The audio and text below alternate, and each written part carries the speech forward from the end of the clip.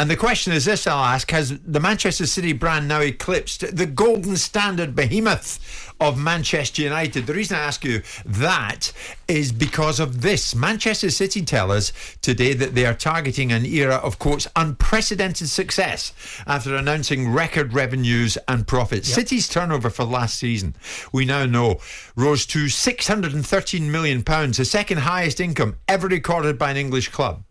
Who was the most? By any English club? Yes. Well, it was United, wasn't it? And when did they do it? Well, what we're talking here is that the £43.2 million rise in revenue eclipsed Manchester United's £583 million turnover back in 2021, 2022. Yeah, imagine if they won the league, what they'd have got. So, I mean, it begs the question, they are so well set, City, have they absolutely left their neighbours across the city in their wake? It would appear that they have.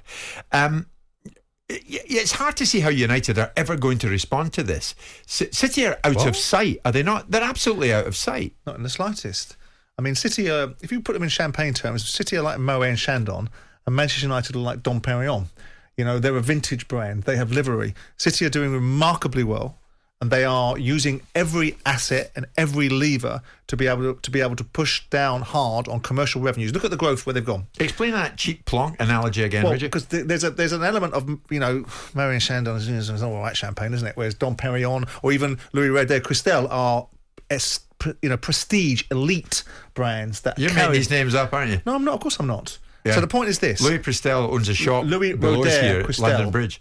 Go on. Cristal, right? Okay. Right, okay. Right. That's a little bit nouveau riche, whereas Dom Perignon probably is a little bit more established. But anyway, going to the analogy that I was creating, which is Man City are building a brand relationship. What they're doing is they're using the best in class, incredibly top thinking to be able to build this side up and to build up the financial returns. They've changed their policies around how they put players on their balance sheets. They put them on longer contracts, so the depreciation is over a longer period of time, which means profitability comes in quicker.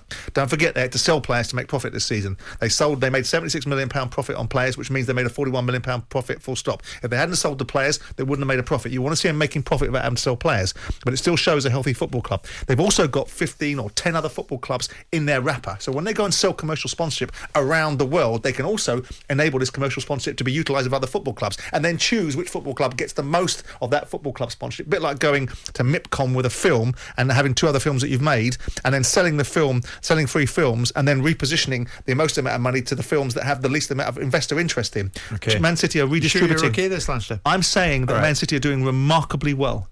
They're doing remarkably well and they're sophisticating themselves as a football club, but they have a lot of levers to pull. Man United are one thing and one thing only, Manchester United. They don't have 10 other football clubs around the world. No, but Manchester City's brand has eclipsed United's brand. In emerging marketplace where they're doing very successfully is in Asia, and they're utilising those opportunities they have over there.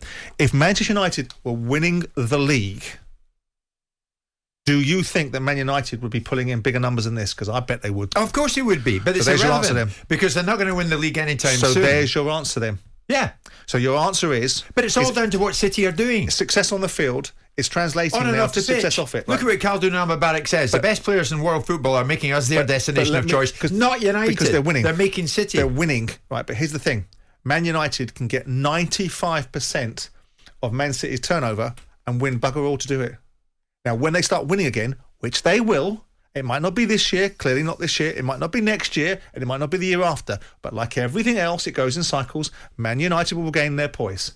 And Manchester United, like a cream that comes to the surface, will go to the top again. They will. There's absolutely no indication that that's going to happen soon. Well, everything goes in cycles. Look at what Mubarak's saying, Simon. He knows it, and he says it because it's true. The best players in world football are making us their destination of choice. Currently.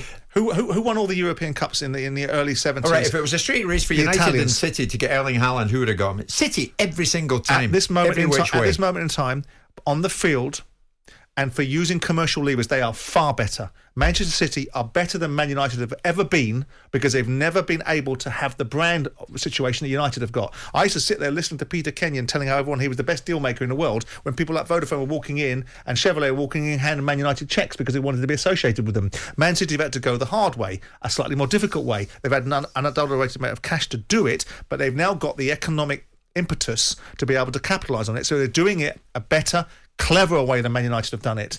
But I can tell you, when the dial switches back again and United start getting themselves back into poise When do you as a think winning that'll team. be? Well, I think it will be inside the next half decade. Right? So inside the next 5 years, United will be back on some... United and City will swap places. There will be more competitivity between the two. At this moment in time, it's chalk and cheese. With the Glazers at the top, there'll be more What's the Glazers got to do with it? Well, with the same ownership, that you say the pendulum will swing completely in United's favour in the next But 5-6 years. Glazers' ownership has been presiding over a unique period of 27 years with one manager in situ. And it's taken them, they've made some bad decisions to try and find a solution to the problem that was always going to come, is who inherits this particular challenge when Ferguson goes. Arsenal have had it for a period of time. I mean, Arsenal have got Arteta in. At this moment in time, they're doing okay. But we'll see at the end of the season when the baubles are handed out, see who gets them. Okay. And I don't think it will be Arsenal. But the bottom line is that City are doing brilliantly.